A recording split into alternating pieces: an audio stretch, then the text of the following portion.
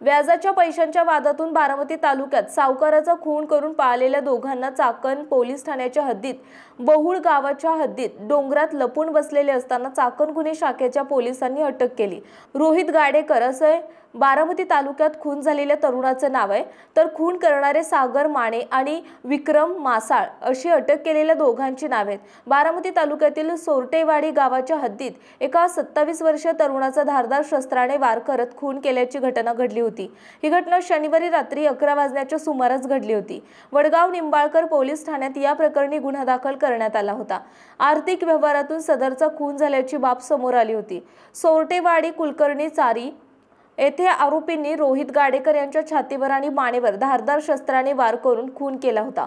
गोपनीय खबऱ्यामार्फत चाकण पोलिसांना माहिती मिळाली की वडगाव निंबाळकर येथील रोहित सुरेश गाडेकर याचा खून झाला होता। यातील अज्ञात आरोपी हे बहुळ तालुका खेड येथे एका ठिकाणी डोंगरावरील गोठ्यावर लपून बसले आहेत। त्यानंतर चाकण पोलीस ठाण्याचे सहाय्यक पोलीस निरीक्षक प्रसन्न जराड, पोलीस अंमलदार हनुमंत कांबळे, सुनील भागवत, रेवणखेडकर, शरद खेरणार, महेश कोळी यांचे पथक बहुळ गावामध्ये पोहोचले। पोलिसांना पाहून रात्रीच्या अंधाराचा फायदा घेऊन पळून जाऊ लागले।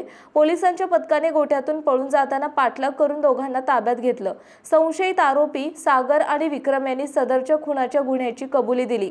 खून झालेला रोहित सुरेश गाडेकर याने आरोपींना दिलेल्या व्याजाच्या पैशाचा तगादा लावून आरोपींना मारहाण करत होता।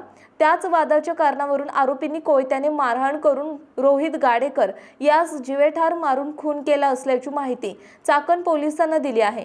पुणे ग्रामीण मधील वडगाव निंबाळकर पोलिसांना याबाबत चाकण पोलिसांनी कळवलं।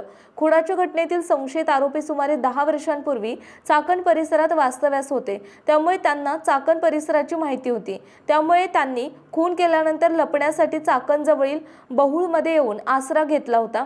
मात्र या दोन्ही आरोपींना चाकण पोलिसांनी जेरबंद केले। चाकण पोलीस ठाण्याचे सहाय्यक पोलीस निरीक्षक प्रसन्न जराड आणि त्यांच्या पथकाने केलेल्या कारवाईचे कौतुक होत आहे।